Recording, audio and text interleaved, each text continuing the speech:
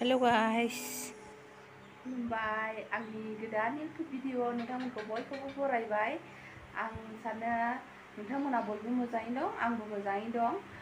आङो दिनैहाय माने खाथिनि टाउनावहाय एसे खरस खालामहैनो नागिरदों बा थांनो नागिरदों। दा बेयावनो आं नोंथांमोननो एसे बेखौहाय शेयार खालामनो नागिरदों, मोजां भिडिअ लाबोनो हायैखाय।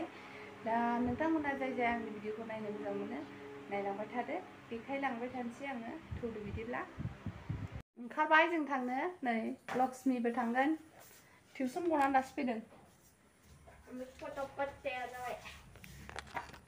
दा लानोसै, रावबो गैया न'।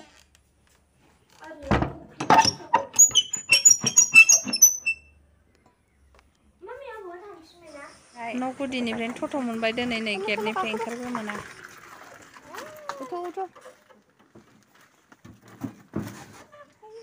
टट' गाखोबाय, नै जोंहा थांनोसै।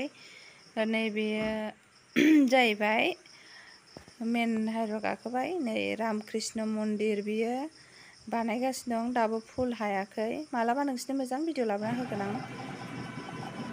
जोंनि टाउननि लामा गोजोनफुरि होनो बेखौ। बिराद टार्निं आरोखि, टार्निंआनो टार्निं गोजा। एबार मोनथारनोसैबो। नै बैनो मेन लामाया, बेयावबानो ससे थांबानो बे राजा लामाखौ मोनहैबाय। राजा लामाखौ मोनबानो बे राजा लामायावनो एखे हाथायाहाय। नायलांबाय थादो नोंथांमोना आंनि भिडिअखौहाय। आखायानो गिलु गुलु मावो थथ'सेयाव नालाय, आरो सेलफि स्टिकबो लाबोआखै आं, ओंखायनो जा मावो। बाब्राब खुब्राब जाजोब्बाय आंनि भिडिअआहाय। अब्लाबो नायलांसाबदो नोंथांमोना।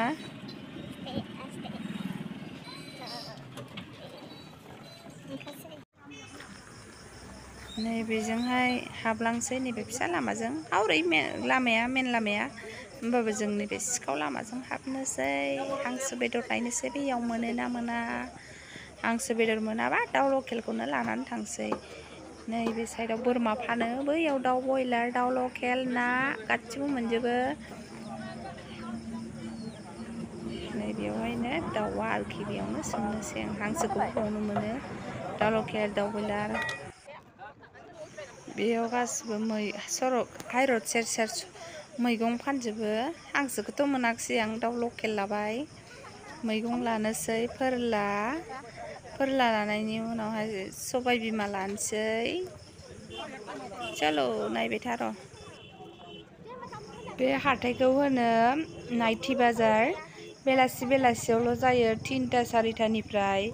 बियो हाइरड खाथियाव, हाइरडजोंनो नांजाबबाय आरो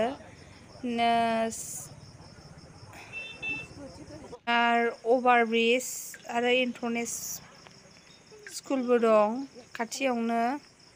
अभार ब्रिजआवबो नांजाबथारबाय आरोखि। बेलासिल' जायो बियो। दालि मा जायो नों? आङो फ्राइड राइस, आं जि गोथाव मोनो। ओमफ्राय नोंलाय मा जानो मा? आंबो फ्राइड राइस जानोसै। नै गालिया फ्राइड राइस मोनजानायखाय हाजोआव मोनजाबा हाथायानो लोमा बे हाजोआ जानोबो। लाजाखाया साइसफोरा, आंबो जानोसै।